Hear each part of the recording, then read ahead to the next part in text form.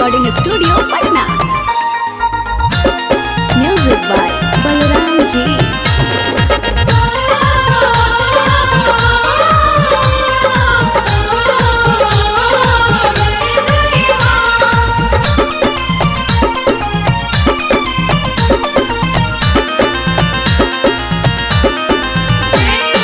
सतरे महीना मिली कहली कि सुना सुना भैया हमार।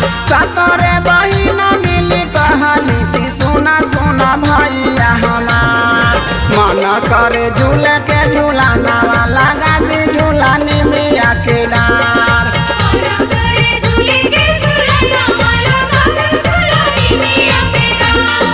सतरे महीना मिली कहली कि सुना सुना भैया हमार। सतरे महीना मिली कहली कि सुना सुना भैया हमार। मन करे झूले के झूलाना वाला गादा झूलानी मिया के डार।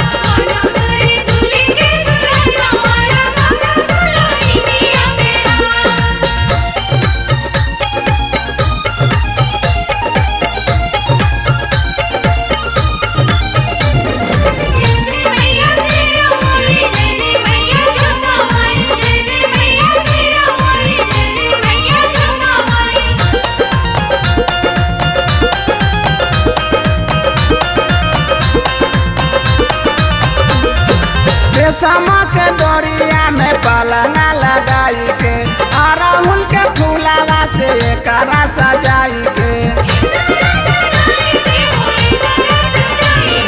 रेशम के डोरिया में पलना लगाई के अड़हुल के फूलावा से एकरा सजाई के। कोहेली की मान जाई बतिया पुराई दी सरदा हवा। कोहेली की मान जाई बतिया पुराई दी सरदा हवा। मन करे झूले के झूलाना वाला गादी झूलानी मिया के डार। मन करे झूले के झूलाना वाला गादी झूलानी मिया के डार।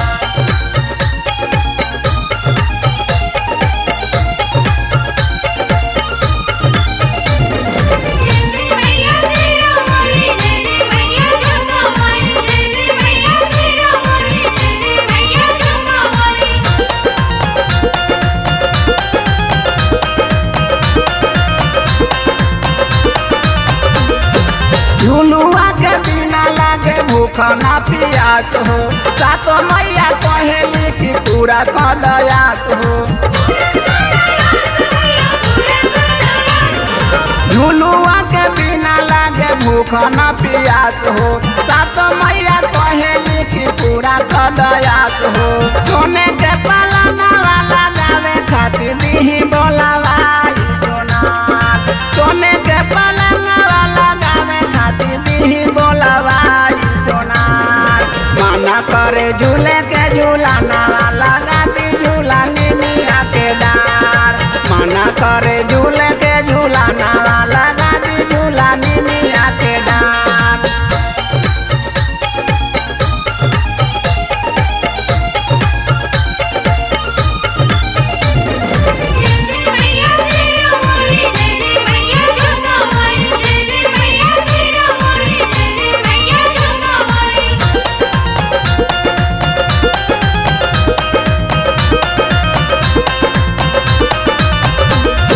चांदनु में सावा सेवा कावा बोलाई के राहुल सना जीत जी से गीतिया गवाई के। चांदनु में सावा सेवा कावा बोलाई के राहुल सना जीत जी से गीतिया गवाई के। अकले सेवा कावा झुलुआ झुलावे खातिर बावे तैयार। अकले सेवा कावा झुलुआ झुलावे खातिर बावे तैयार। मन करे झूले के झूलाना वाला गादी झूलानी मिया के डार।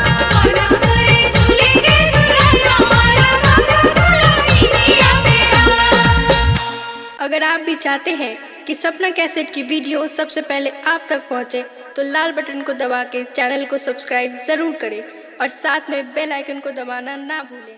सपना रिकॉर्डिंग स्टूडियो।